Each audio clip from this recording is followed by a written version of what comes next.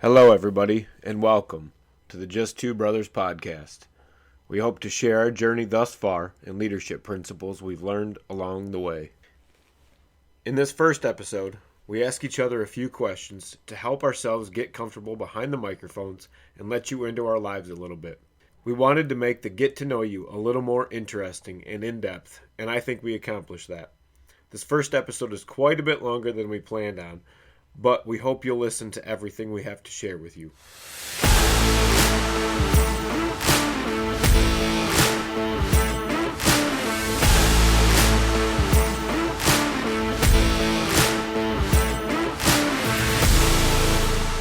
I'm Ryan. I'm Joe. This is the Just Two Brothers podcast. We've decided to sit down and we want to share a little bit about what we've learned and what life's taught us. And we're going to sit down today, introduce a little bit about ourselves and why we've chosen to talk about the topic we've chosen. Yeah, that's pretty much it. Might as well just roll right into it. All right.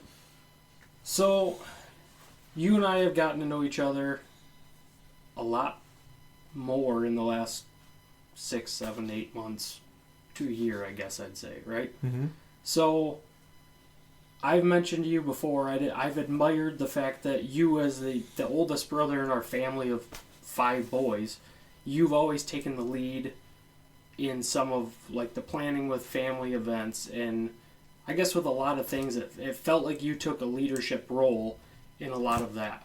So I guess my first question is have you always felt like a natural leader, or was there a turning point for you that made you switch from being led to leading? I think it's always been something of a natural born leader. I don't know why. I've always felt like I have, for one, some sort of a gravitational pull with people. I can talk to people, relate to people, and what am I trying to say here? Empathize? Yes. I can connect with people. Yeah. I've always felt older than I actually am. All my friends have always been older. I've always hung out with an older crowd. Yep. I kind of have an old soul, I guess you would say. So I would say it's more of a natural born leadership that I finally recognized later on in life. I never knew it existed. I'm still super shy in certain situations, but right. If I can put myself into the leadership role, I'm not nervous. I'm not shy. Right. Because that's what I know. That's what I love. That's what I do. Mm-hmm. So I'm in my comfort zone at that point. So it's weird how I can be in a social setting and feel like an outcast and sit against the wall and hide from everybody because I'm scared to talk. But you put me in a crowd with 40 people that I'm supervisor over, I have no problem telling them all kinds of whatever and being real with people. Mm-hmm. So yeah, I'd say it's a natural born leadership that I finally learned to recognize and use. Well, I guess that's what. When did you finally learn to use it or finally realize it? Was it later on in life? Was it not? I mean, now that you're 36, right? Well, I guess you'd say I'm still learning to use it. From all of this is just another step in that progression of being the true leader I feel I'm supposed to be. Right. I've totally lost my train of thought. What was the question again? Have you always felt like a natural leader, or was there a turning point for you that made you switch from being led to leading? So basically, what point in time did you realize, like, hey, I actually want to be a leader? This leading thing is what I would rather do than being the person being led by people. That's kind of been a progression. There's not really a... Well, I guess when I owned my business, when I was partner in my business, it was with a very good friend of mine, very good mentor to me. He's, again, quite a bit older than I was, but I could learn a lot from him, and I've learned goods and bads about leadership styles from him, and seen good things about the way he was always a giver. And I saw how that rallied people. Mm-hmm. But I also saw the negative side to giving so much. And that giving, I do struggle with myself too. I find myself trying to help more than I probably should sometimes in many different ways. But so I learned the good and the bad from some of that. But that's when I really started looking at how to actually be a leader. And that was when I got my first real chance at being in charge of people. I had to. I had no other choice. Right. We wear every single hat, but running a machine to going to tell people, hey, we got to get this, this, and this done, and then going out and installing the same job you just made. So that was my first real taste of leadership and being pushed into it and realizing how much I enjoyed the chaos of it all. Right. Leadership it's chaos all the time, and it's a puzzle that you have to put together. And it's depending on how many people you're leading. Your employees are all pieces of the puzzle. Each team member is their own puzzle. And they're also part of the larger puzzle of your team and trying to get them to do what it is you want them to do. So you have to figure out each individual puzzle while you're figuring out the bigger puzzle, on top of whatever other puzzle of solving or shipping out orders or implementing whatever new lovely idea is getting pushed your way. So but that was when I actually realized that I enjoyed it, and I started to see that I was good at it.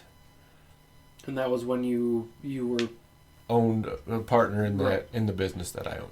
And then after that, you went to, what did you do? Design?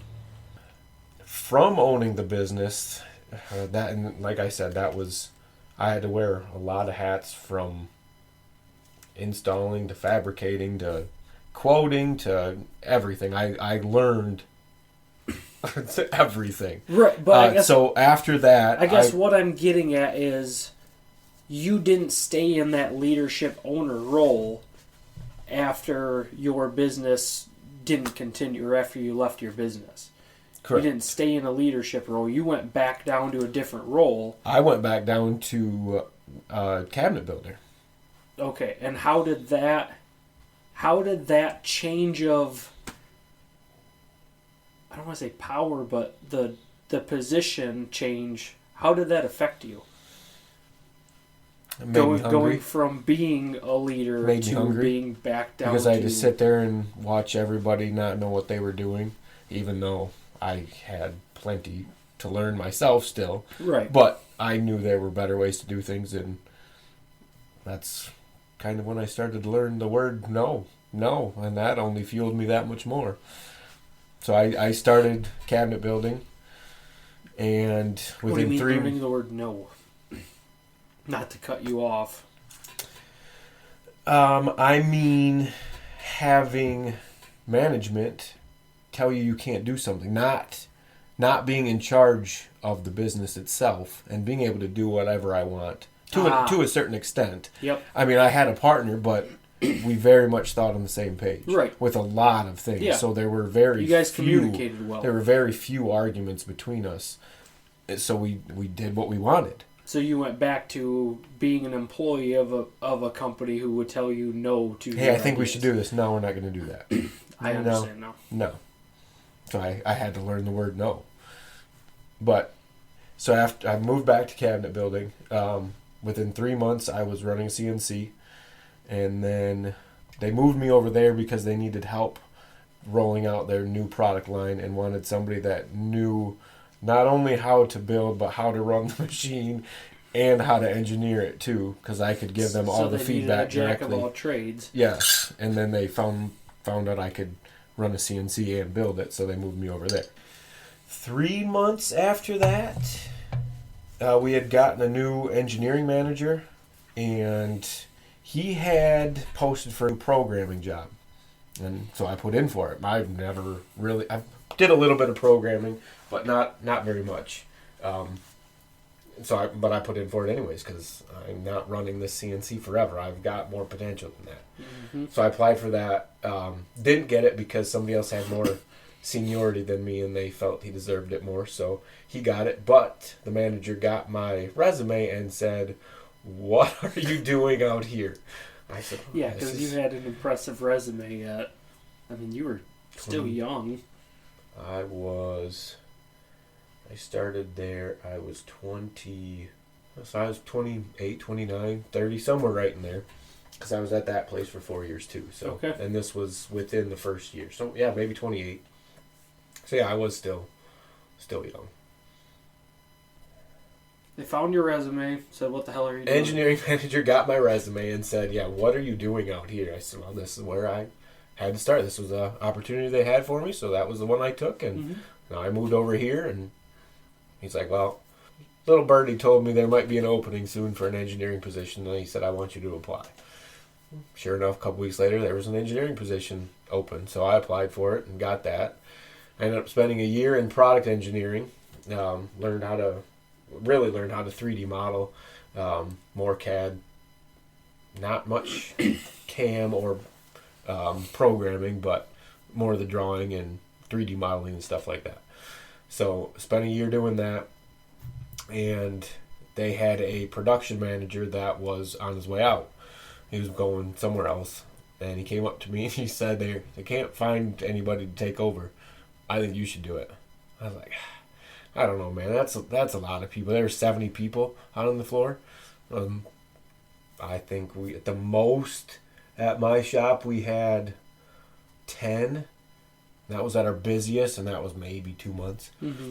We just got a bunch of college kids in to help us with getting stuff out the door, and that was, just a couple months. See, I didn't even know you had a bunch of college kids working. Oh, yeah, I thought it was just the few of us that would swing by after work and help you guys out, or no, we ended up getting whatever, eight Hope College kids came in for a couple of months to help us with a bunch of the service counters and stuff that we were building.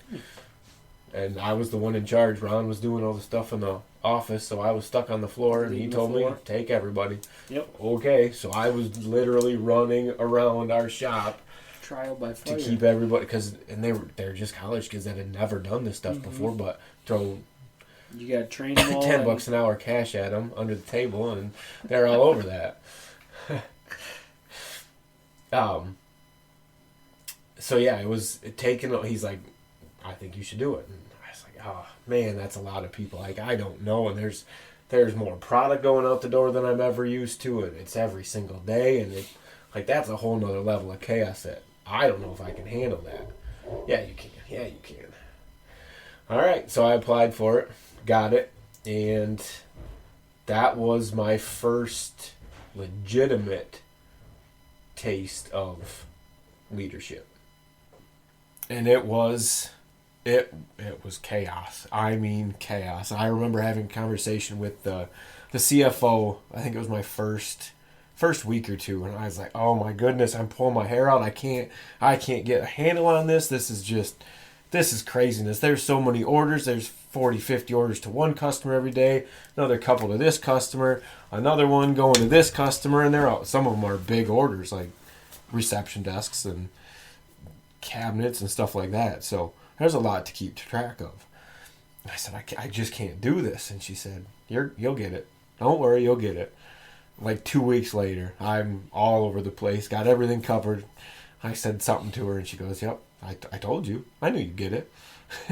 Once you start to wrap your mind around it and do it every day, and it's just you just repeat the same thing over and over again, it becomes easy. Yeah, it's muscle memory.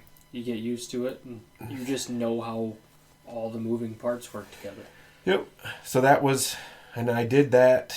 Ended up being a production supervisor there for 2 years. Had a few different managers, and kind of got chased out. Almost literally. That's a story for another day. Yep. And then... You ended up quitting then? Or did you get let go? Oh, I quit. Okay. I haven't been fired from a job since I was 19 or 20.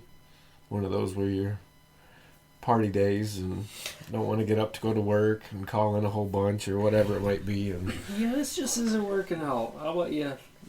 yeah, one of those. Your last paycheck. That was the last time I was actually fired. Otherwise, I've always had to quit.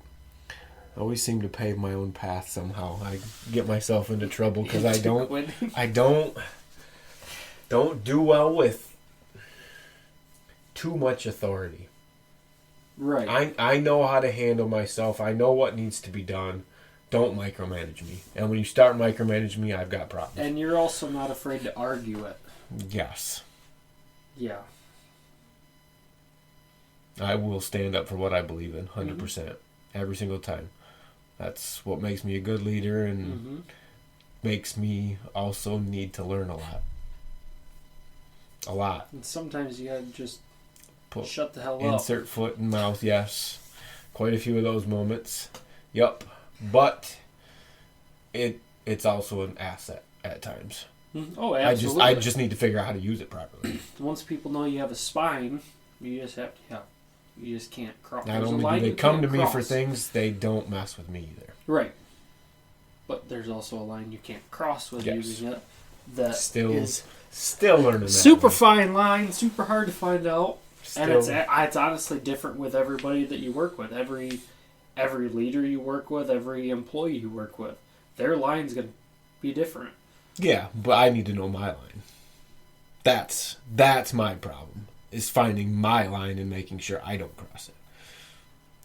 I can have a spine to a certain extent, but I need to know when to keep it in check. Or know the people you're dealing with well enough to know where you have to hold back because of the person. You can still hold your ground. You can still do what you need to do. There are times to tuck your tail, though, also. Yeah, absolutely. Just save it for another day. Mm-hmm. Save it for another day. This one's not worth it. Don't die on that hill. Right. Save it for another day, but don't completely just shut up because you can't cross a line. Certain things. Sometimes you just gotta suck it up, buttercup. Oh. And if you think about it, even in day-to-day life, there's some arguments that it's just not worth it. You're not going to listen. You're not going to learn. You're not going to let me have it my way. Right. Regardless of what you think about my idea, there's something about you that's just not going to... it's not happening. Absolutely. So you know when it's just not worth it. Right. And that happens day-to-day life. Yeah, that's fair. Those are the ones that you just save it for another day. I'll find another one to die on. Yeah. But anyways, back to the question. So you left there. You were in a leadership role there. Yep. So you built you worked your way back up into management. Yep. Where'd you go from there? Then I went to another automotive manufacturing facility, and I was production supervisor there. So you've stayed in management pretty much since... The last... Minus the year and a half I spent on the line and in engineering, I spent the last 15 years in some form of leadership. Whether it was owning the business, and that was when I was really young and had all kinds to learn, right. Or just being a production supervisor, whatever the heck you want to call it now. Whatever's politically correct these days. So yeah, and that leads us to here. That pretty much answers that one. I was there for 4 years, and I've recently left that one. I'm currently not in a leadership position by my title, but with the small atmosphere, it's back to about the size of the business that I owned. But with the size of that one and with the knowledge that I have, I am able to use quite a bit of my leadership skills throughout my day. Right. I have somebody that works with me all day long that I have to lead. Well, and that's the thing. And then I have all my coworkers that, regardless of what my title is. You still need to maintain a leadership role and use the skills that you use as a leader in all of your interactions with everybody that you work Exactly. with. And I just have to do that anyways because I have to do that for myself regardless. So I know what the goal is. I agree with the goal, so I'm going to do whatever I can to get us all there. Right. Regardless of what my title is. I absolutely agree. So you've been one of my more mysterious brothers. I kind of know the rest of them somewhat well. Not so much lately, but you were always one that you somewhat intimidated me, and I don't know why, but there was a healthy fear there. But which is interesting. I never got to know you like I should have.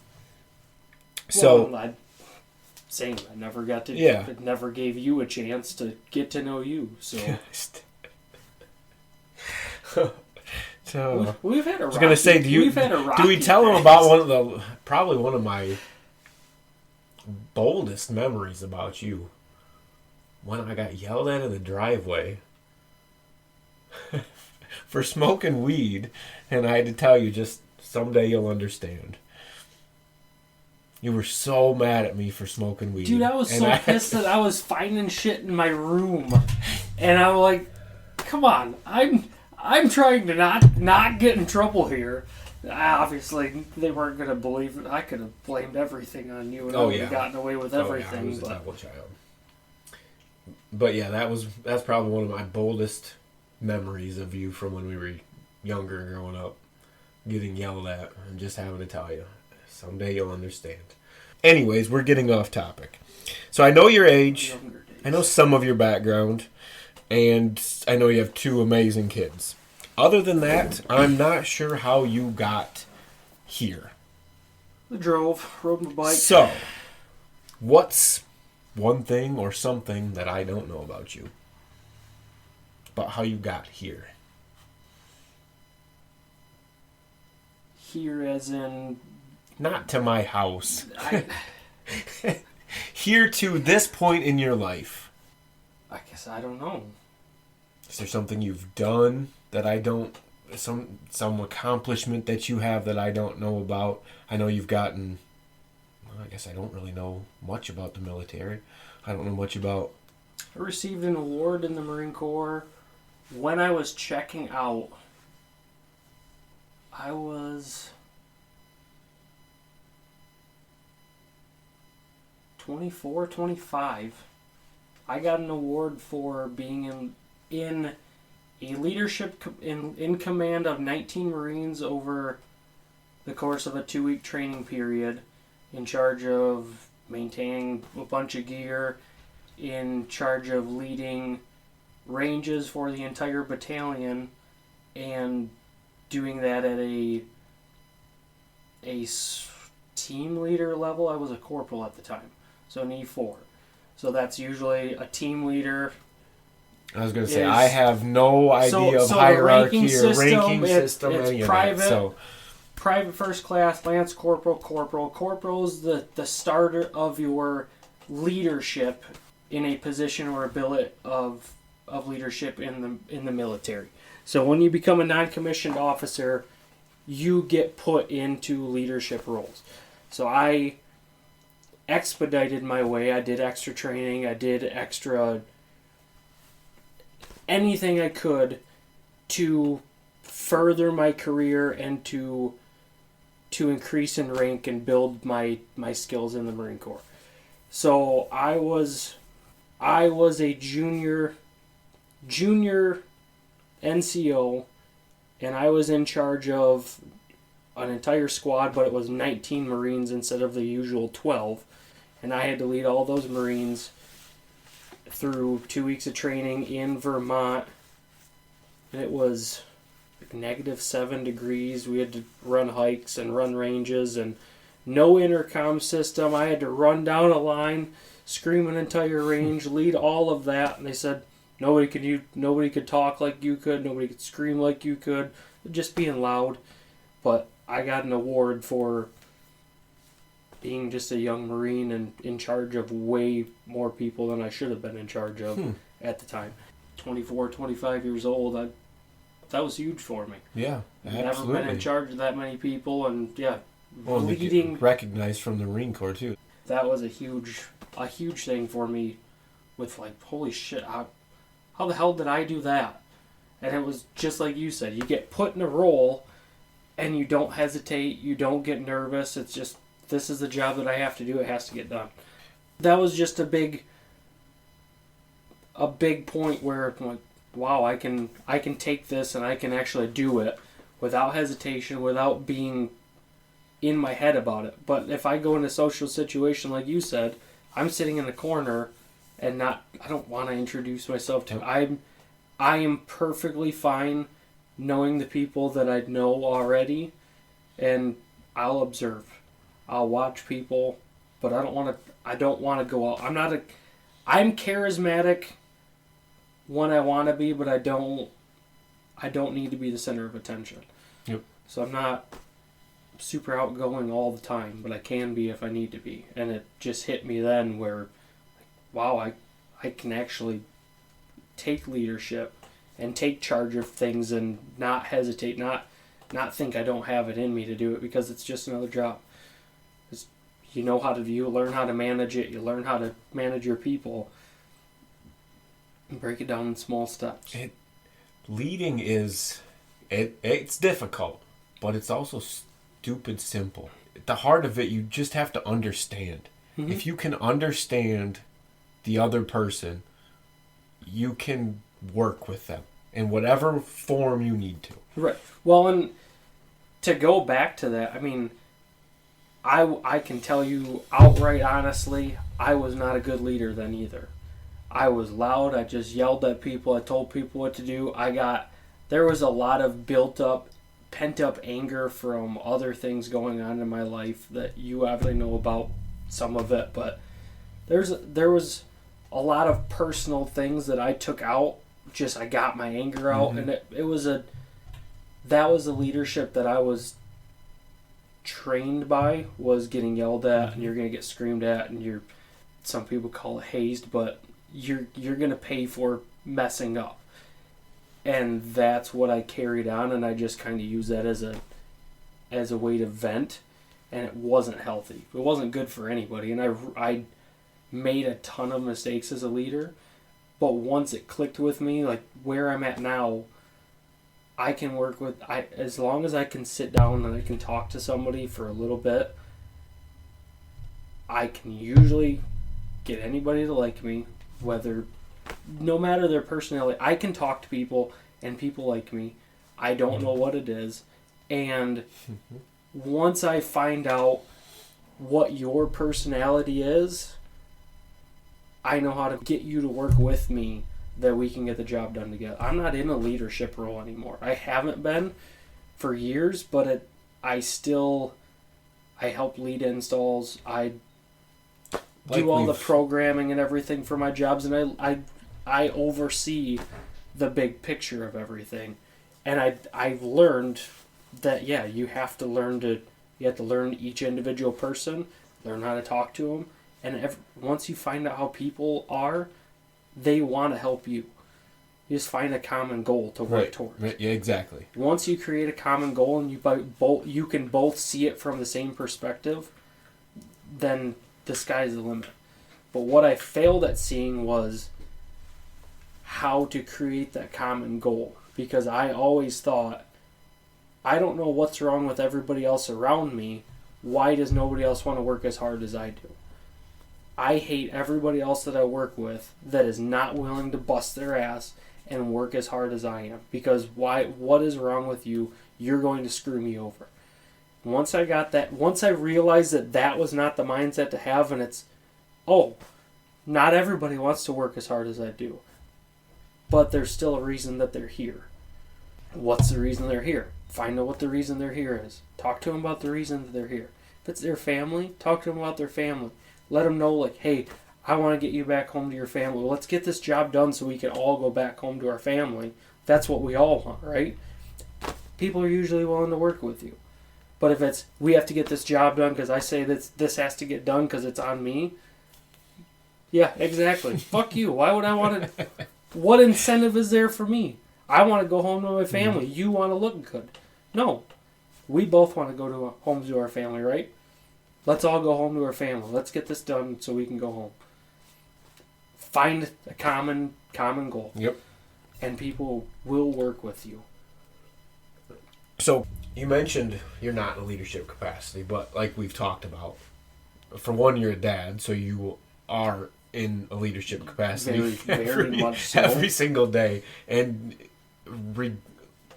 at work, you can be a leader regardless of what your title is, and just throughout your day-to-day life. Oh, absolutely. You can lead a stranger on the street if you wanted to. But so the second part was, I've never struggled with that aspect of yelling. Those were the leaders I didn't like.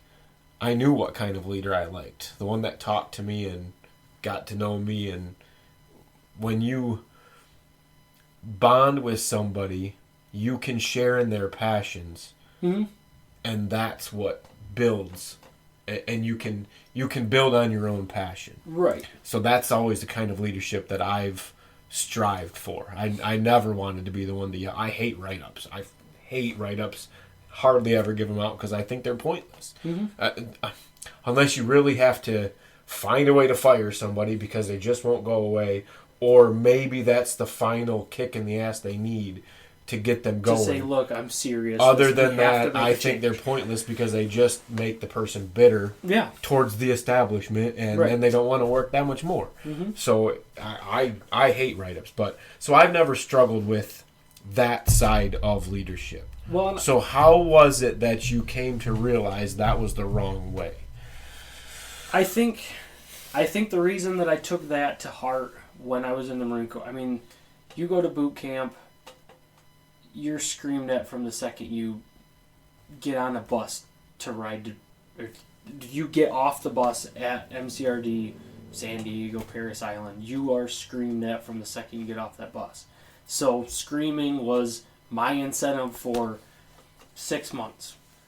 3 months, get out of boot camp, go to SOI. There's still a bunch of yelling and screaming and everything like that. What I learned over those couple months was, hey, if I do exactly what they say, exactly how they do it, don't argue it, and I just do it a little bit better than everybody else, I'm going to get left alone. And they're going to like me, and things are going to work out. I went in, my twin went in a year before me, and when he got out, he came out he was a private first class because he was an Eagle Scout. Yep. I went in without anything, and I said, I'm not going to be less than you were coming out of boot camp. I said, I will be a private first class one way or another. How are you going to do that? I said, I'll be a squad leader by the time I'm done. Okay, well, got him to like me. Give me an opportunity. Oh, now you're the scribe. You got to take notes. But you're not the only scribe. There's another scribe. You're just the assistant scribe. We just want to give you a job. I got an assistant position to a job that was already taken, so I didn't do shit. Got off of extra duty. Got out of other bullshit. And then they're like, oh, now you're a squad leader too, so you're now the scribe leader.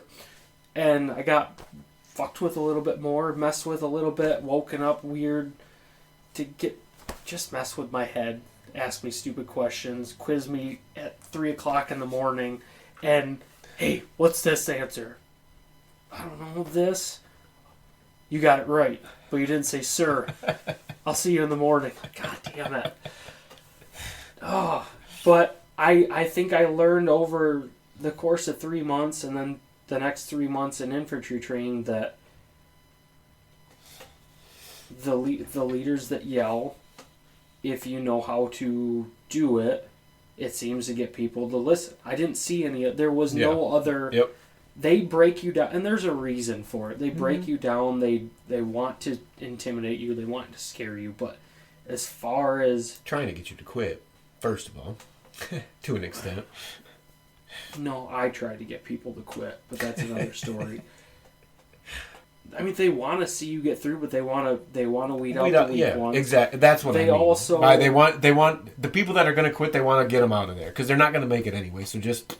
But once you go to boot camp, you're stuck there. You sign the contract, so you're going to get through boot camp one way or another. Unless you get broken, you get kicked out. You have to make it through. You're there.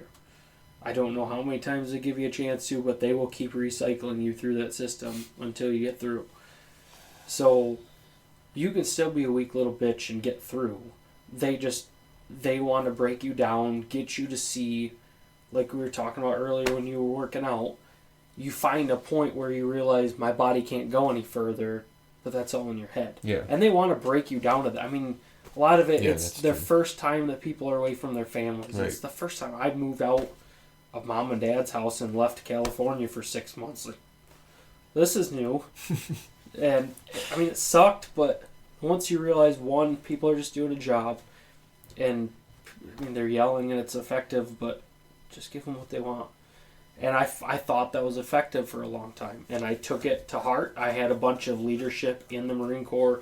Once I got to my unit, that they were hard asses. They screamed at me. They yelled at me. I did exactly what they wanted. I got put in other positions and given other opportunities because they knew I was there for the right purpose. And I could be... You want to yell at me all... I don't want to hear it. I want my day... I want to be left the hell alone. I will do what you tell me to do the first time you do it because I don't want to hear you yell.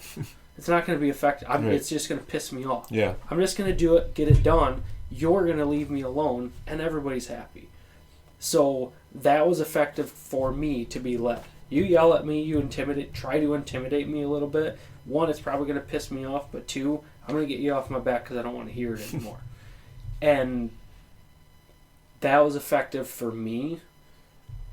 And then I tried to just recycle what I knew. That's what I knew. I had management in sales positions when I sold car parts and stuff, but they were all young guys that didn't care. They didn't know anything, so they were just showing up, punching in, doing a job. I'm your manager. I'm going to go smoke while you run the store. Yep. That's what I was used to. So that was the next effective leadership. So I didn't know how to do it, and then it started to work, and then I had marital problems and everything else and other issues with myself that I didn't like, and I was just angry, and it was a vent for me. And I think it took some of my friends telling me, like, hey, what the hell are you doing? And it honestly took me getting out of the Marine Corps and trying to work with people in a machine shop environment and realizing that there were a lot of people that didn't like me because, what are you, stupid? Do this. You're supposed to do this. I don't understand why the hell you're not doing it. How can you screw this up still? I told you how to do it. I told you how to fix it. What are you, dumb? That's what I knew. Right.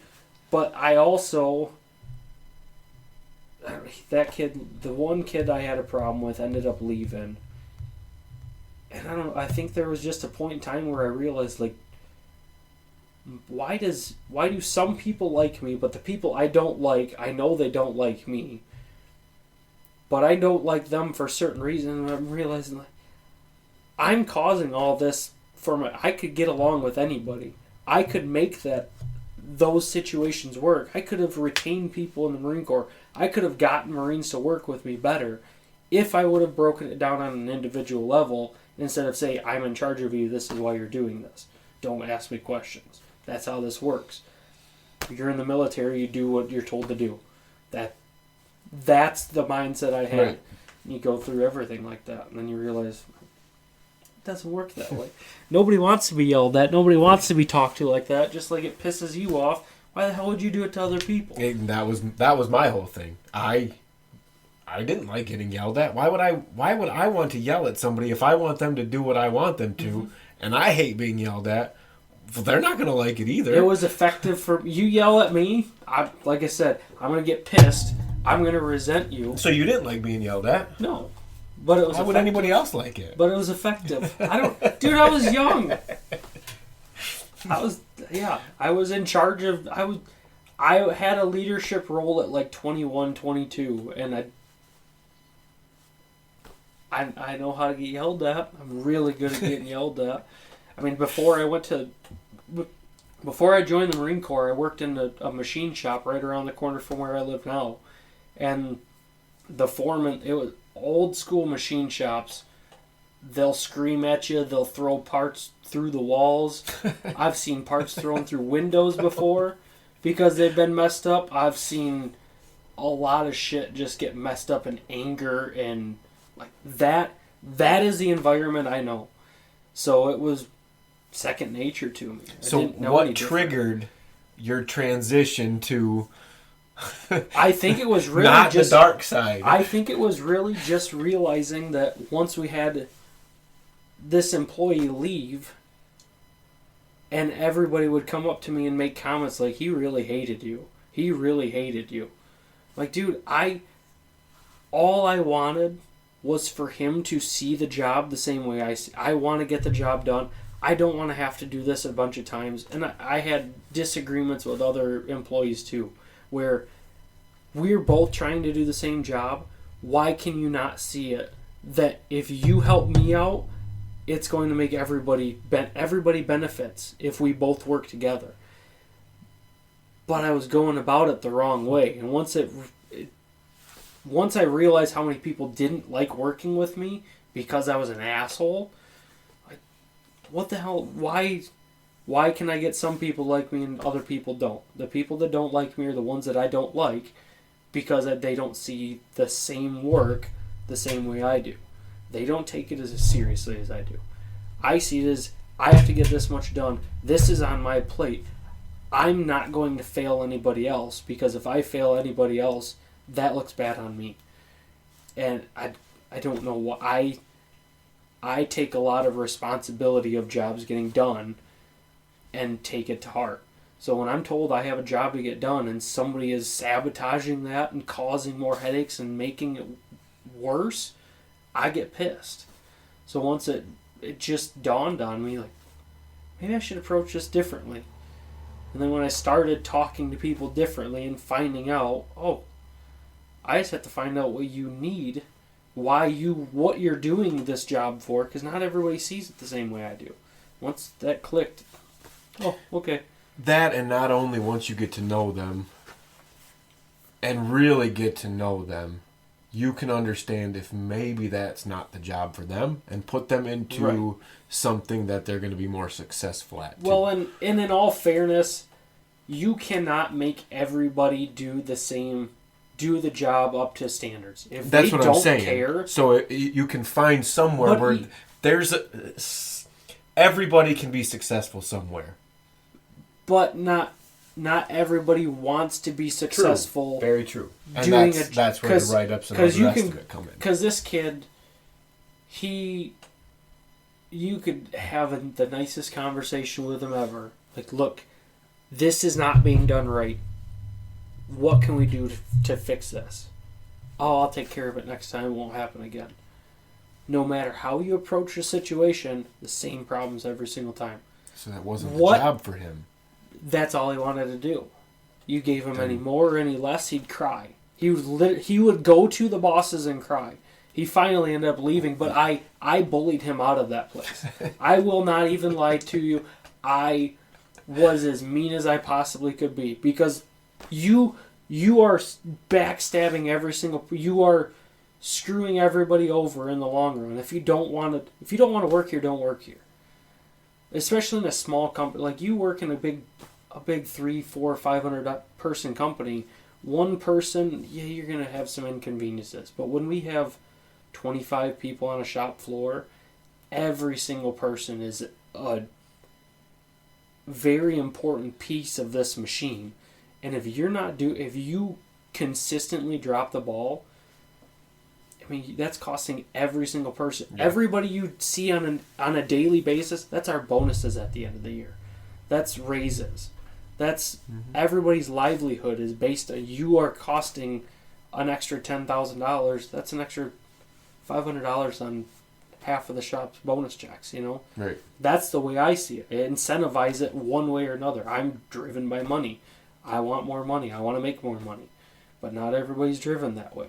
So he didn't see it, and he kept screwing everybody over.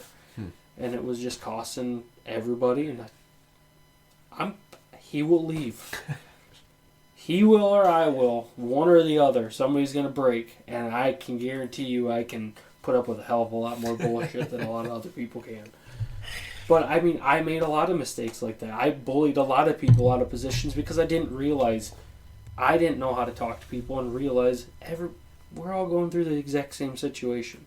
Everybody's living this exact same human experience, going through the same bullshit, even if it's different in little ways. We've all been through just shitty experiences. Shit. And once you realize that everybody's just trying to get by and do the best that they can, you kind of ease up on other people. Mm-hmm. And I guess that was something I had a hard time seeing. Like, I'm the only one that sees it. Like, no. Everybody else is going through shit. You don't know what just happened to them this morning when they got on their way into work, or what happened last night to them, or you have no clue what's going on in their life. And it's very easy to forget that. And that's all day, every day. It's very easy to forget that. That's where we got to figure out how to keep that more raising in kids. Front. Yeah. Your kids go through things that we have no clue about. And that's something I'm learning now. How to raise kids in a way that they see things differently and understand a lot of this, so they're not 30 figuring all this out, you know? I'll follow up with why is it that you wanted to work together on some project? We've discussed a few different things in the past, tried to work on some stuff, but it just wasn't really working out for us at that point in time. But we always knew we wanted to do something together. So why? It's an interesting one. I don't see the same, I guess, drive and motivation for more in our other brothers. No offense to any of them, but you and I have had conversations, and I've told you where I want to be by the time I'm 40, and what my expectations are, and what my goals are, and we can talk finances, we can talk whatever. I can't do that with anybody else in our family. And other people, I don't... And I don't say... I don't laugh at it. Laugh at it, or there's not a tone of jealousy, or you're changing and you're not being true to who you were because you're chasing after this. Where...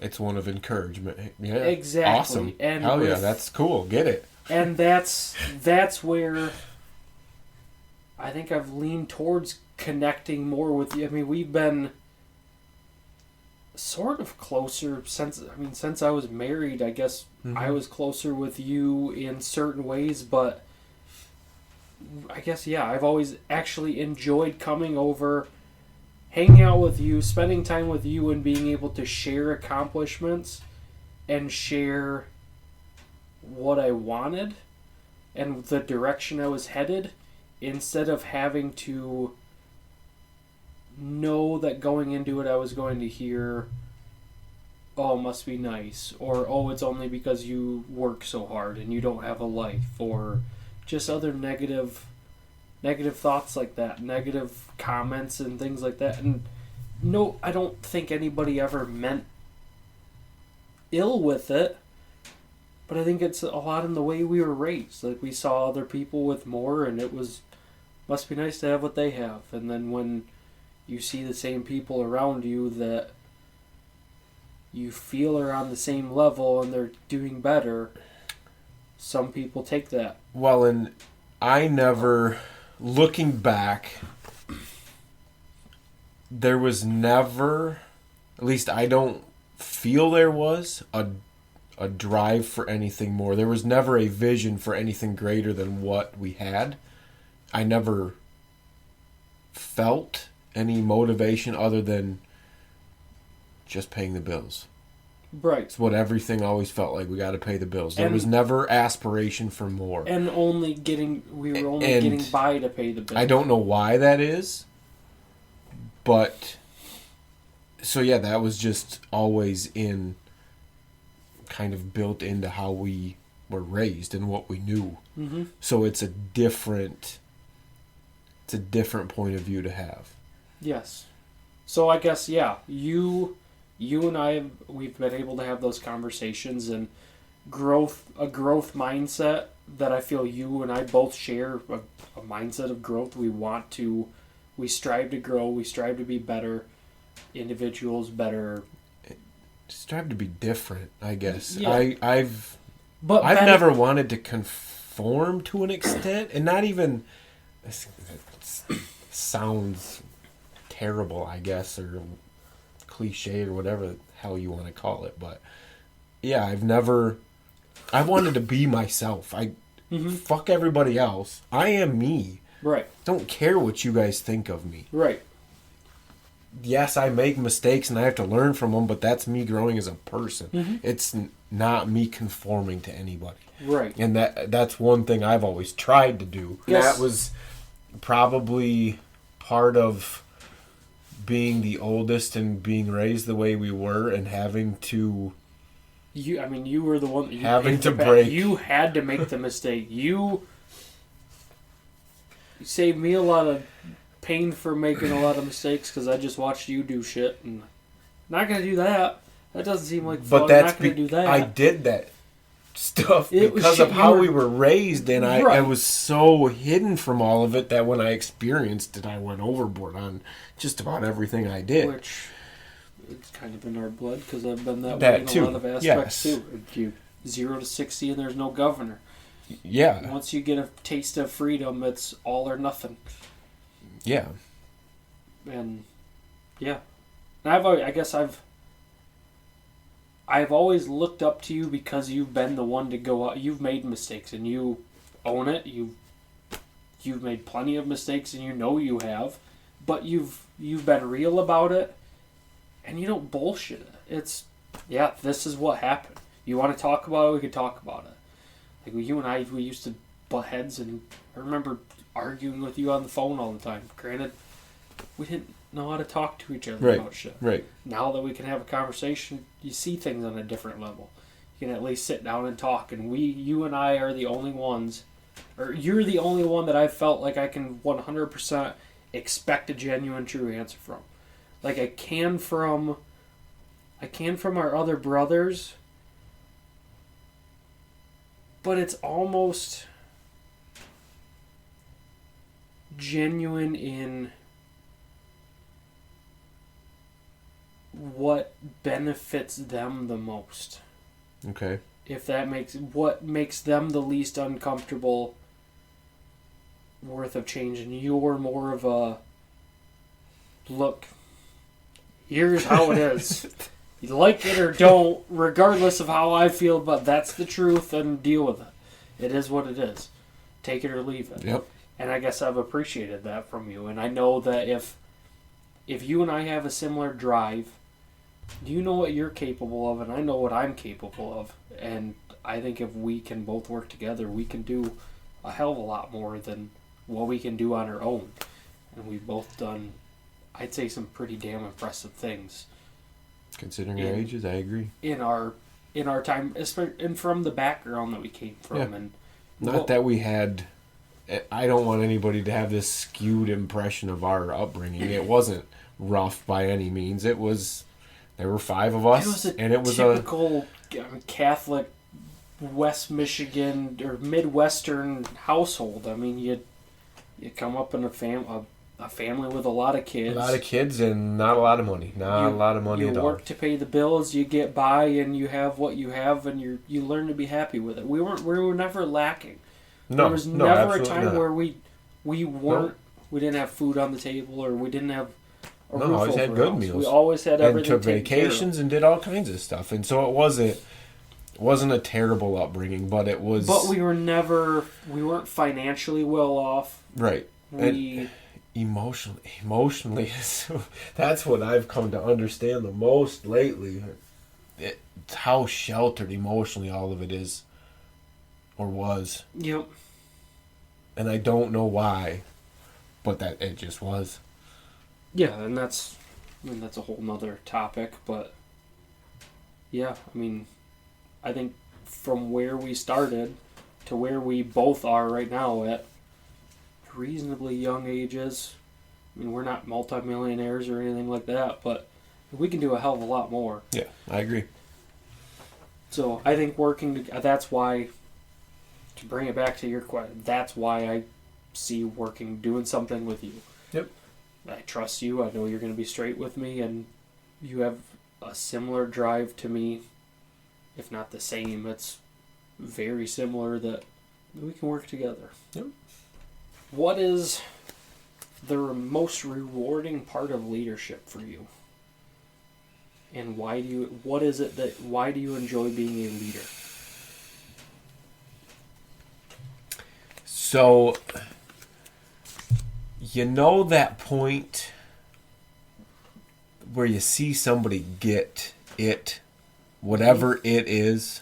Where it clicks. Where whatever you've been working with them on, whatever you've been training them on, whatever you've been trying to explain to them, finally you can see all sinks in. Everything set in, and it all clicks together. That's my favorite and part. And it's like, oh yeah, now it all makes sense, and they take off. Yep. That's my favorite part. Now, in that comes the struggle, like we talked earlier, of all the puzzle pieces. Every team member is their own individual puzzle. Right. Of a greater puzzle. Mm-hmm. So you have all these individual puzzles you have to put together that are also puzzle pieces to a larger puzzle. Right. And getting all of that to sync together and getting those wheels to click and get them to see that bigger picture. Because that's ultimately what you're going for when you're building a team and when you're leading. Mm-hmm. You shouldn't have to do anything. No. But stand back and go, I got it. That's the greatest feeling, to know you can. Because a well-led team doesn't need a leader all the time. Yeah, your job essentially is to eliminate yourself. That's what you're striving for. Everybody should be able to do the job well enough that you shouldn't have to be there to monitor any of it, take care of anything. Yep. So the journey to get there is, I think it all goes together. The journey to get to that click. And I mean, you say the bond that you create with people in that journey too? Well, yeah, you're building a team. A team is a family, and you know from firsthand experience how that actual relationship sets in with people, and how it's no longer just that's my boss, where you become friends with people, because you build. It wasn't a team anymore from your last job. From the sounds of it, no, it was a family. 100%. It was a functional family that worked together as 100%. opposed to a team that came to do a job. 100%. We laughed, we cried, we had all kinds of ups and downs and craziness, and like you always hear, you see the people you work with more than you see your own family. Mm-hmm. You spend more time with them than you do your own family. And so many people don't know a damn thing about the people that they work with. Why not? Mm-hmm. Get to know them. Figure out how they work. Figure out what makes them tick. People are interesting. And it's amazing how much you can unlock just from having a conversation with somebody. So, this person listened. And that's all you have to do. Mm-hmm. Listen. You don't have to do anything. And you can just walk up to somebody and say, how's it going? And listen. Sit back and listen and let them do all the work. Yeah. You don't do anything. Mm-hmm. But the journey and getting to that click is my most enjoyable, rewarding part of leadership. I like that. And through all of this, I hope to explain my process for arriving at that click. Right. Along with all of these other details and everything else. That's my goal for all of this. Right. I have a somewhat systematic approach to it all. And the more I've thought about it,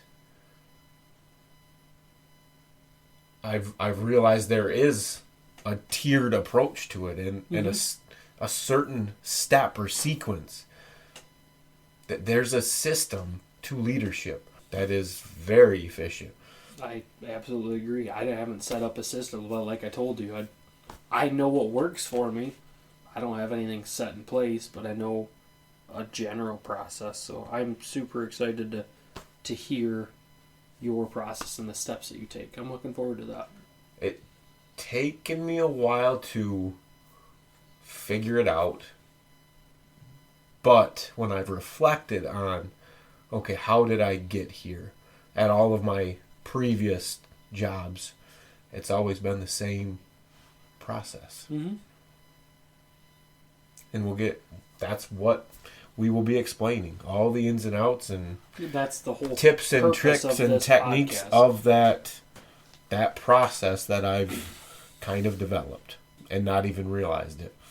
And that's all we're trying to do here is to talk about our experiences, talk about the process, talk about what works, and just kind of share it with everybody. Yep.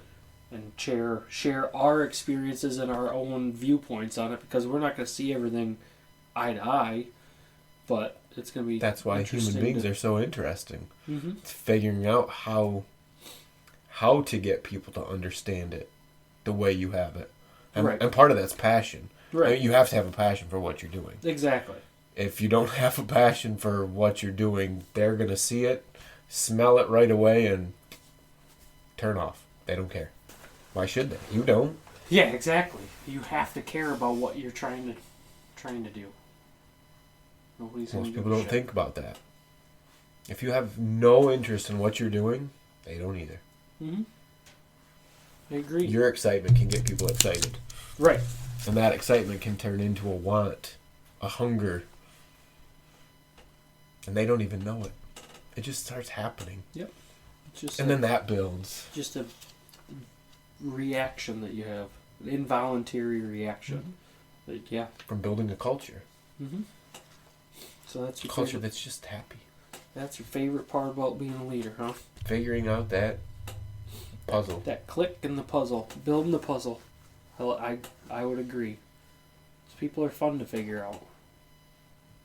People want to talk. People want to be listened to. Like you said, just listen to them. People want to talk about You don't have themselves. to do anything. Everybody wants. That's why you ask me questions. I'm going to sit here and blab. I know. See, nobody. People don't ask me questions. So when I get the opportunity to talk, I talk. That's why I'll sometimes talk too much. But with getting to know people, you also have to know yourself. And it's crazy how much you don't know about yourself until you really start to dig in. Mm-hmm. And I credit you with a lot of my recent transformation into all of this personal development.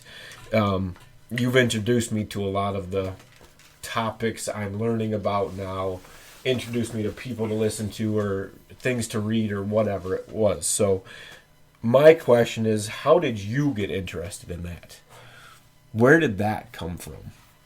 Because you've kind of spurred it for me, so where has your motivation for that deeper interest in yourself come from? So in 2019, I filed for divorce. And then COVID happened in 2020. I had just moved out. And through the process of my divorce and COVID, I guess I took on to drinking more than I would like to admit. I was drinking a lot more than I should have been. And that was my life for a good 6 to 8 months. And there came a point in time in that process that I realized that all I was doing was being down about the situation that I'd been through. And instead of looking at the possibilities and what I can do to make things better, I was just looking at the bullshit I'd been through and suffering, continuing my suffering longer than it needed to be. So once I realized that, I started to think, well, what else am I doing to myself? What else am I causing issues with myself that are preventing me from being happy. And then I started going down a path of where were my failures in my marriage? Where were my failures in leadership in the past? Where have I been wrong that nobody's ever just told me, look at this from a different perspective? So I spent hours thinking about things just by myself, drinking, and then I found one day listening to random stuff on YouTube, I found a Jordan Peterson clip, and he talked about cleaning your room. Start changing your life by cleaning your room. Clean your room. Just go into your mess of a room and clean it. Start with one small thing, make a change. And then sit there. He said, go in your room one night and ask yourself, what is one stupid thing that I'm doing that if I consciously made a decision to change that, my life would be better. He said, you sit down and ask yourself that question. You have to want to know the answer, but you're going to come up with a plethora of things that you don't like that you can change. And I think that was the path. So Jordan Peterson kind of was my tipping point into that, I guess, self-improvement, personal growth, and I guess changing the attitude and the mentality that I had. Okay.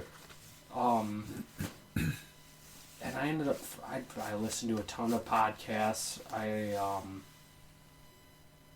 I've had several experiences with psychedelics that have brought me the ability to go back in my past and ask myself why I do certain things and learn a lot about myself. So at the risk of getting a little too deep or maybe a little too far off topic, but I'm going to ask it anyways. Because you don't just go from listening to Jordan Peterson to experimenting with psychedelics. So how did you get there? Because that's a big gap there. So when I realized that I had a drinking problem,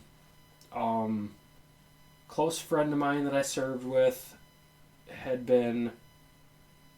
needed a place to live, and he called me, asked if he could move in with me, and I had some space that he could move into, but I also didn't like the fact that I was bringing somebody in to see a glimpse of my life that I was not proud of. So that's when I started realizing I needed to clean up my act with drinking. When I quit drinking, my twin had tried psychedelics a couple times, and he offered to try it with me one time, and we sat down for 12 hours and talked about things from our child and just things that I've never gone in depth with with anybody in conversation about their past or things that they've been through or things that I've been through, and we laughed, we cried, we experienced a whole different side of each other. And I guess it clicked with me that there's a lot in my head that's pushed deep down, and there's reasons for my personality in a lot of senses, like the anger that I experienced before, a lot of things that I failed at in my marriage with communication and everything. I mean, that was all tied to things in my past that I didn't realize. And then once I started experimenting a little bit with psychedelics on my own, it allowed me to open up my mind and realize that I could analyze things in a more calculated way and take a step back and look at my life and the people around me and the experiences I've been through and understand the impact that all that has on a person. And it helped me realize the people, the company you keep is huge. And if you keep negative people around you, your life's going to stay in that same negative mindset. You keep people around you, and I wasn't able to take a step back and I couldn't look at it from a different perspective until I was offered a different perspective. I guess, if that makes sense. And psychedelics offered me a different perspective. Yep. And for those that haven't ever taken any sort of psychedelics, it might make no sense to you. But for me, it takes everything that I've ever experienced, and I can put it under a microscope. I can dig in. I could tell you stories about my childhood that I had no clue I even remembered that, but I remember it clear as day. And I can have those thoughts, and I can think through things without my mind being a mess.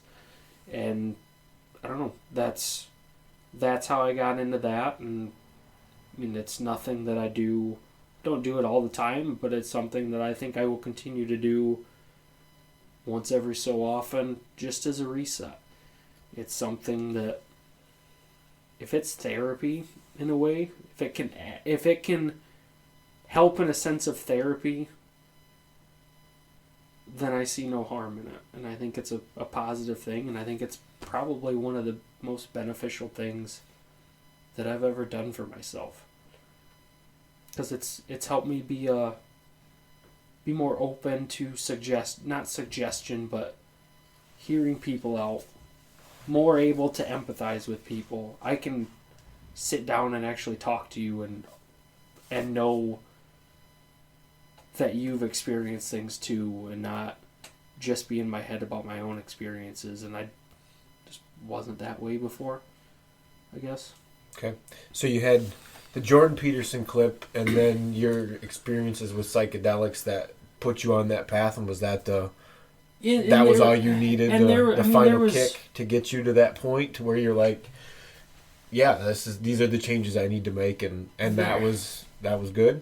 There was tons of podcasts and other clips on YouTube, videos you can find all day long of stuff on YouTube of just making changes towards bettering your life and looking at things from a different perspective and learning how to be a more charismatic person, or how to talk to people different, and how to present yourself in a different way that it changes everything. And there was a lot of that. I started getting it back into reading books. I hadn't read books for years, and that's something that the Marine Corps preaches, is trying to preach reading books to learn leadership and to improve your skills. And I never took it seriously until 2 years ago. I think I bought something about being a nice guy. I'll have to look up the book again. No More Mr. Nice Guy? Yeah, No More Mr. Nice Guy. I'll let your wife borrow that. And I read that, and that was a big turning point too of, wow, a lot of the things we can link to that book and the author and everything too. Yeah, and it's a wonderful book. It took me probably a week and a half to read that book. There were times in my bed I sat there reading it, bawling my eyes out, because it hit home in ways that I've never, I guess, experienced before. Like, you read something and like, wow, that's the exact same thing that I experienced, and that exactly makes sense why I act that way. Because it just kind of explained why things in your childhood or things in your past can lead towards certain behaviors later on in life. And I was just letting people take advantage of me. And once I realized that a lot of my own behaviors were causing a lot of my own struggles, that's when it clicked with me, like, shit, maybe I should change something and find out what I'm doing wrong. And it just took off. Once you start making changes and realizing how much better things are going for you, I mean, I can tell you right now, I'm at a much better place than I was 3 years ago. I'm 100 times better than I was a year ago. I'm 500 times better than I was 3 years ago. I mean, once it just gradual steps. It takes time. And 500 times worse than you will be in 3 years. Yeah, exactly. But that's the whole point, is to continue growing. I want to keep getting better, and that's the best part of it. That's one thing I've always told the kids, and I never realized just how deep it went, I guess. But I've always told the kids, like, the minute you stop working on yourself is the minute it all starts to go to shit. Mm-hmm. And it's the absolute truth. And once you stop focusing on some of your own flaws and what you can do to keep those under control, because your bad habits, your own quirks that cause you issues aren't just going to go away. They're always going to be there. So you have to learn how to control those. Yes. In order to do the things necessary to get the results you're looking for. Yes, and in all fairness, I think a quote, a phrase that we heard, or I heard at least, was, "That's just the way I am," or that's just how that person is. And I guess that was my mentality for so long. Like, I don't know, this is my personality and this is how I am. I shut down, like, this is how I am. I'm gonna let you walk all over me, this is how I am. Like, that's just my personality. Like, no, your personality is causing you all these problems. Change. Yeah. You can change your person. You can, like, I don't like that anymore. I'm not okay with that. Stop settling for it. That's all on you. And that was something that I didn't realize. I thought it was, this is just the way I am. I guess this is my life because this is just the way I am. And that was my mentality for so long. Regardless of the Marine Corps, the fire department that I served on, everything that I'd been through, I still had that, I can't change. This is me. And yeah, it took, and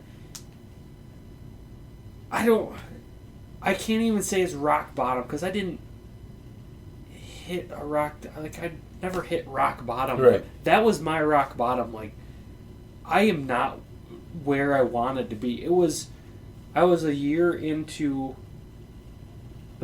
after I filed for divorce, and I think I was sitting in my garage drinking. And I thought, I'll be damned. I thought my life was going to be better if I was no longer unhappy in a situation that I was not happy in at the time. Yeah. I thought I was going to make improvements. And my life had just gotten worse. And it bothered me. Like, why the hell did my life get worse? I'm in control of this. I can't sit here and just bitch that this is just how my life is, this is how it is, this is my life. Like, oh, I just got screwed, I got divorced, and I lost everything and started over. Like, that was my mentality for a while. And once it clicked with me, like, this is all my fault. Change, you dumbass. That's where it all kicked in. And it's constant growth, and it's a sense of satisfaction when you realize that you've made a change, and Holy shit. Look at the good. Yeah, you see the good that comes of it, or you see the benefits to it, or you start working out and you realize, like, oh shit, I can have abs, even though I like pasta, and I'm going to tell myself I'm never going to have abs because I like carbs too much. Like, oh shit, I can actually make that happen. I just have to change a little bit of stuff. Like, yeah, but all that stuff, that's where I think, like, working out and everything is a good point for people to get into that. Because you see those little changes make huge changes over time. Yeah. And I guess it's been that way, but mentally for me. Realizing that a lot of it's in my head. A lot of everything holding me back. My entire life has been me telling myself stupid shit because of dumb things that I didn't realize was even there in the first place. I just used some didn't know different tools to do it. Yeah.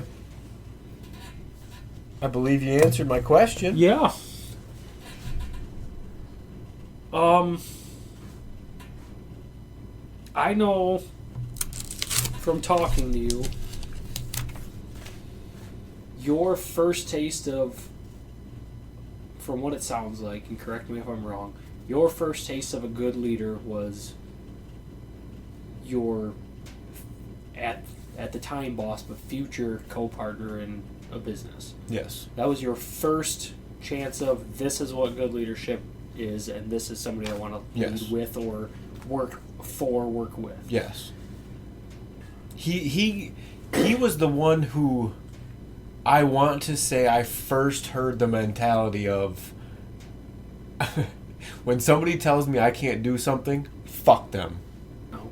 That was where I first heard that, and I saw it in action, and just that, like I said earlier, that passion, it made you want to work for him. Do what I will do. I will go to war for him if I have to. Yeah, and when you see the person that you're working under passionate about what they're working towards, you want to...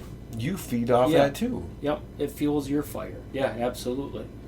So I guess my question is, what factors or people have influenced your leadership style? Obviously him, but in what way, and what other factors? I'd say every leader I've ever had, all my parents, teachers, everybody has, because you learn from all of that.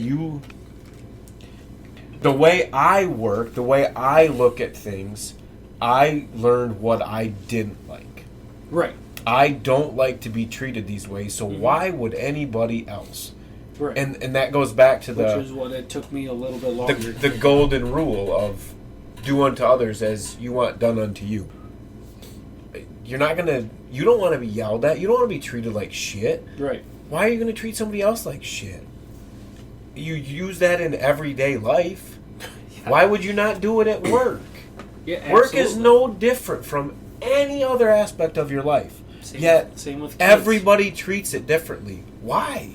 Mm-hmm. You spend more time with them than anybody else. Right. They're part of your family. At least they should be. Right.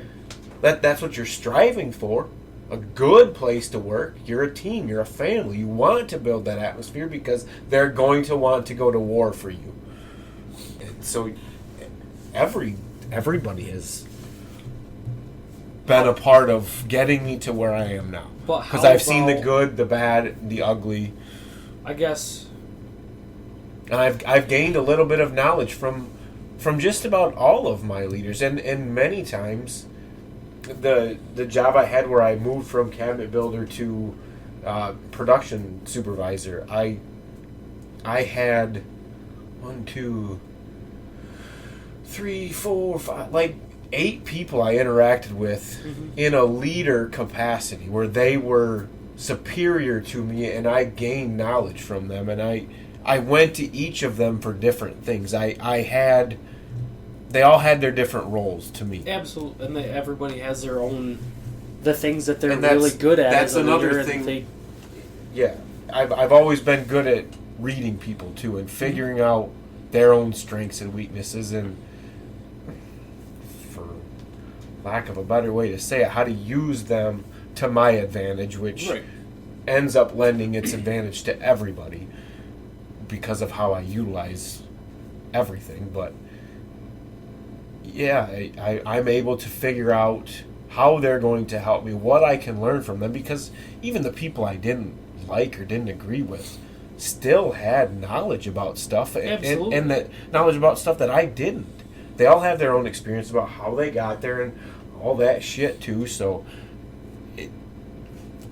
for whatever reason I didn't like them, I could still find common ground with them and a way to learn from them. So everybody has gone into making me, even people some of the people I just worked with at my last job have helped shape the leader I am more than it all happens in a sequence to get you to where you are. Like certain things have to happen in a certain order.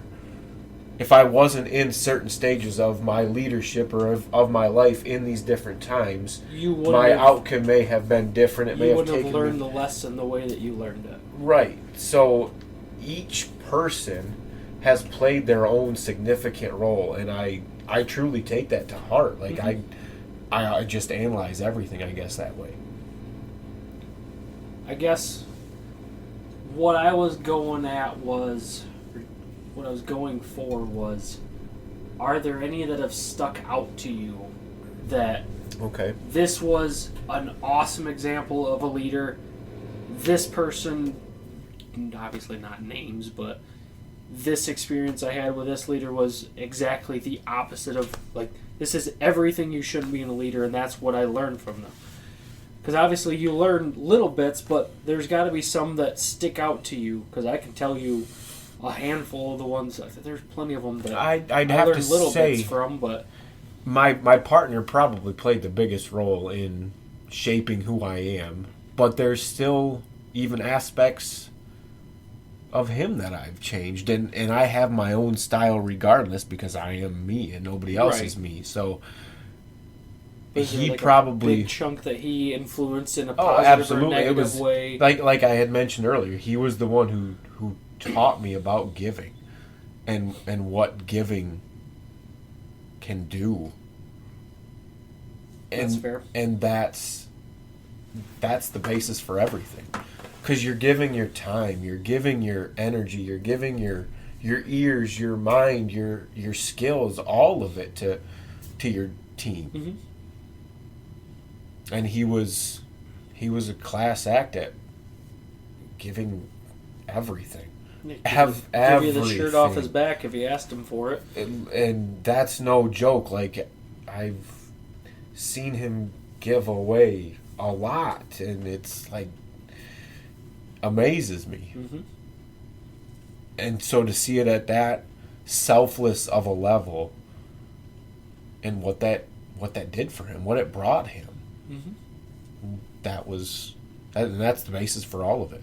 For all of being a good leader is recognizing how much giving you need to do. It's servant leadership, but taken to another level. Mm-hmm. Everybody can preach servant leadership, but what is that? Mm-hmm. Basically, I mean, help me help you. I want to help you. You're literally serving them. Yeah. Do whatever they want. Like, you got to go get them water. Guess what? Mm-hmm. Hike up your skirt, walk over there, and get them water. Yeah. Like you're not above it. Exactly. Get down in the trenches with them, and they're gonna respect you a hell of a lot more. Lead by example. So recognizing that it's all about giving, in whatever aspect that may be. Mm-hmm. It may be taking an hour and going and sitting down with somebody.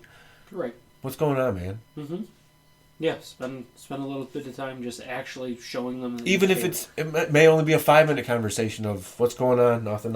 Well, just so you know, I'm always here to talk. Yeah.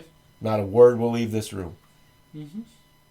You can tell me whatever you want to. It's not going to affect a thing around here. Just know that I'm here for you. Sometimes that's even all they need to hear. Mm-hmm. Just to know that somebody... Wait, what? Somebody cared to take the time to ask me how I was feeling? Just ask because you gave a hi or good morning a different tone. That's not normal. And but it takes certain people to be able to pick that out. To actually pay attention enough to your people to say something's not right about you. If you're not paying close attention to them, what's the point? You're not doing your job. And if you don't know them, exactly, you don't know. Exactly. But the people that actually take the time to pay attention, like that wasn't the good morning I usually get from you. What's going on? Mm-hmm. What? You can see it on their face right. And the way they walk and the way they go to break. Are they happy or are they... Gotta go make this damn phone call. Mm-hmm. Oh, and I've seen that plenty of times. So yeah, my partner, other than that, like I said, I've had multiple role models at a time. But he was the biggest influence on your... Yeah, 100%. You'd say. 100%. There been any that... I don't know that I ever would have recognized my potential had it not been for him. Like I said, he was the one who introduced me to the idea of tell me I can't do something. Right. Now, was he... What did you just say?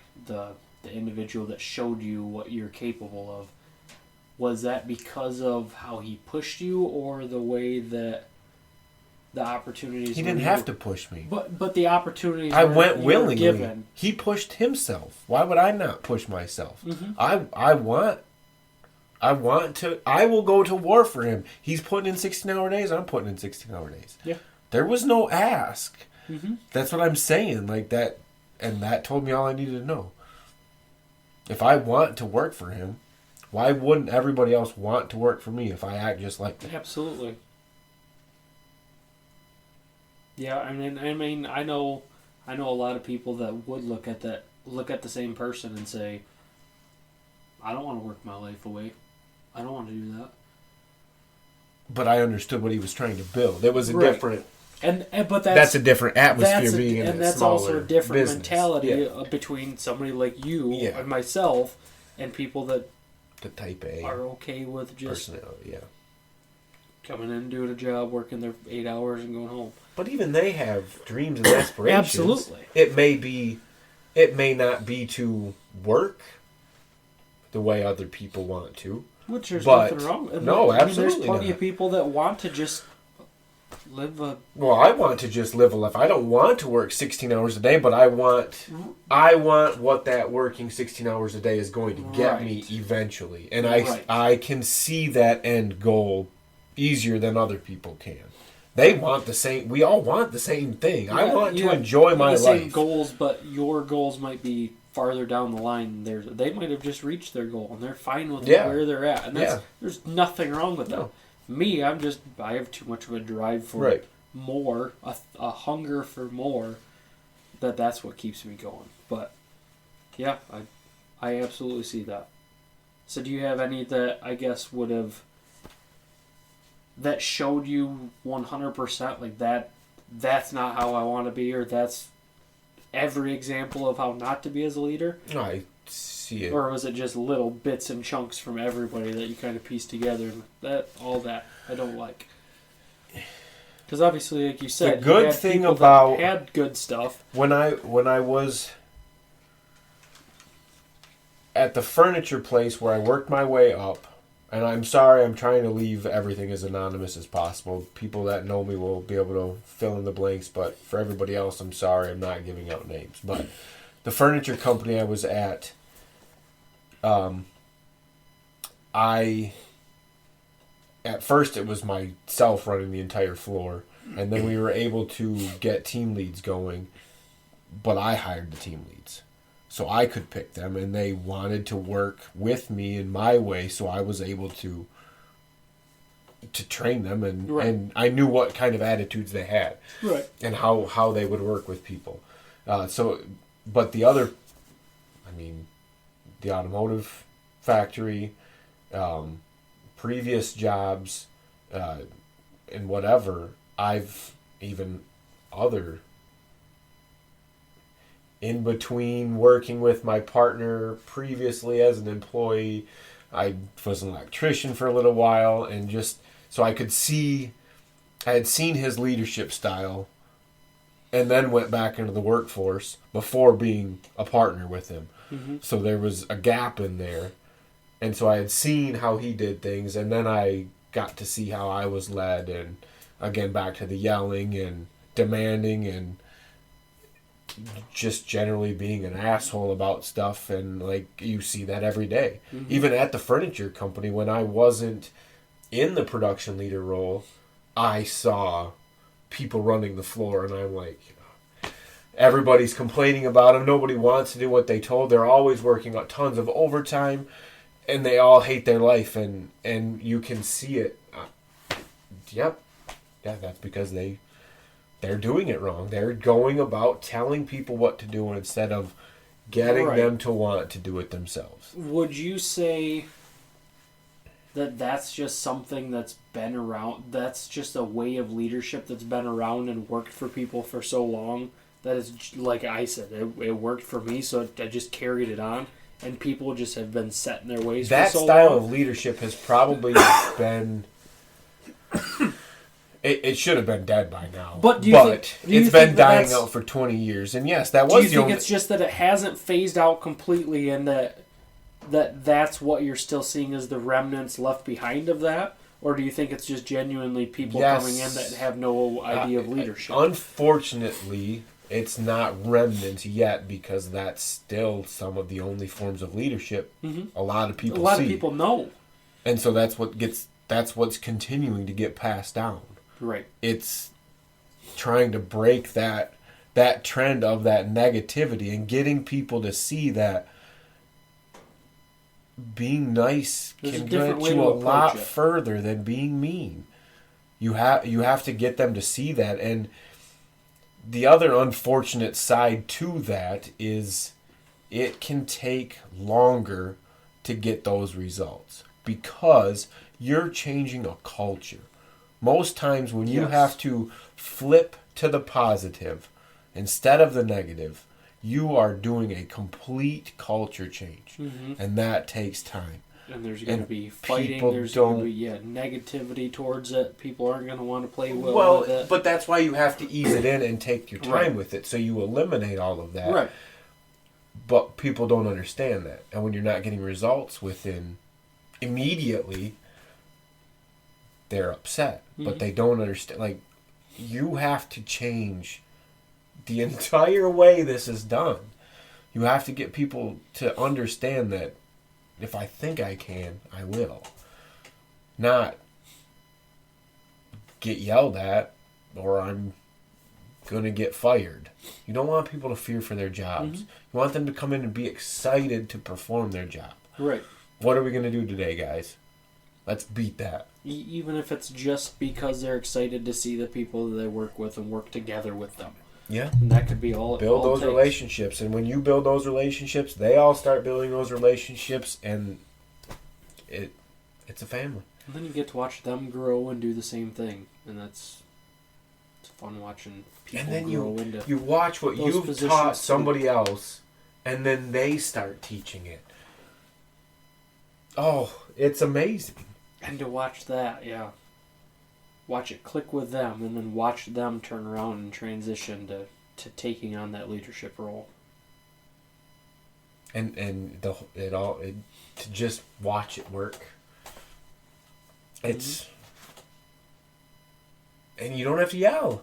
No, you don't have to yell. Nope. You can be nice as can be. You don't have to be an asshole. Did you like it when your mom and dad told you they were disappointed in you? No. It's about the same as that. Nope. That's the level you can get on with team members. But there was also, we grew up with yelling too, so that was... Well, I still yell. I'm far from perfect myself. Oh, absolutely. I do too. And even can say whatever I want about being at work, and it's a completely different story when I get home. And that's part of the biggest struggle is trying to... Why? But that's beside the point. Even my kids... Dad, I don't like the way that you said that to me because it made me think you were upset. I said, all right, now I have to find a different way to use my tone of voice to talk to my kids so they don't feel... So they want to actually work with me. Right. So they're not just scared of me because I don't want my kids being scared of me just like I don't want employees being scared of me. Yeah. I want people to know that they can come talk to me and that I'm there to solve problems for them. Yep, exactly. Same with my kids. I want them to know I'm there for them, there to help them solve problems. Yep. Can't fix everything for you, but I can help you solve your problem. And then encourage them to figure it out on their own. Once you've shown them a few times, then you start to set them free. Yep. Little by little. And they don't even notice it. It just happens. Yep. And it takes a while to get the system set up and everything running smoothly. But if it's a process that works... Once you get people bought in, then it's game over. Right. And everybody's got to see the same... They want the same goal. Because you get excited about it, and then they get excited about it, and then they're passing that excitement on, and more people are getting excited about it. That turns into that pyramid scheme, I guess you'd call it. But It's infectious. I think that pretty much sums it up. I believe so. Yeah, we apologize for the length, but not really. I think we're we'll be up around hour to probably anywhere from an hour to 2 hours most times. We will be releasing more 10, 30-minute clips here and there as episodes as well. But just trying to catch our stride and wanted to get together and give you guys a background of where we come from, and we're also learning the same thing about each other. I don't know much about your leadership and what you've been through, just like you don't know. All this was all new to us. Yeah. At least me. I've learned quite a bit tonight. Yeah. It's been really interesting. I'm looking forward to continuing talking. We're excited to share our journey with you and share our leadership style and how we've gotten to this system, and hopefully help convince you guys that, hey, being a good person can really work out. Learn from our experiences, our mistakes, like I said, I've failed more times than I can even explain, but yeah, it's all a learning process, and if we can help share that, don't make the same mistakes. Absolutely. Might have to. We've been knocked on the head a few times. I'm sure some of you guys will have to be too, but you just go back and replay this episode and listen to it again. With that being said, make sure to follow us on all social media channels. We are J2B Podcast on Instagram, Twitter, Facebook, all of it. So follow us. You can listen to our episodes on any major streaming service. Make sure to subscribe so you get new notifications when we get our new episodes out. Follow us on YouTube. We will be having more and more videos coming out as time goes on. But leave reviews where you can. Leave us a review. Tell us what you think of the episode. It all just helps get us out there, and share the episode. Share it with all your friends, anybody in your team that you think might learn from our experiences and what we can help share. The leadership knowledge that we hope to share with you guys. So again, be sure to follow us, subscribe everywhere you can. We'll be having our first episode coming out in the next couple of weeks. It will be titled Please and Thank You. Thanks again, guys. Talk to you soon. Thanks for listening.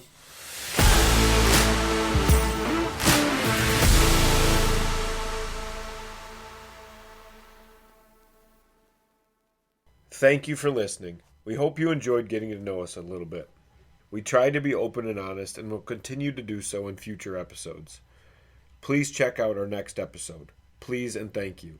It will be out in a couple of weeks. We will stick to the bi-monthly schedule as we learn from our mistakes and build momentum. We appreciate your support and look forward to hearing from you. Please make sure to leave us your feedback and tell us what you think.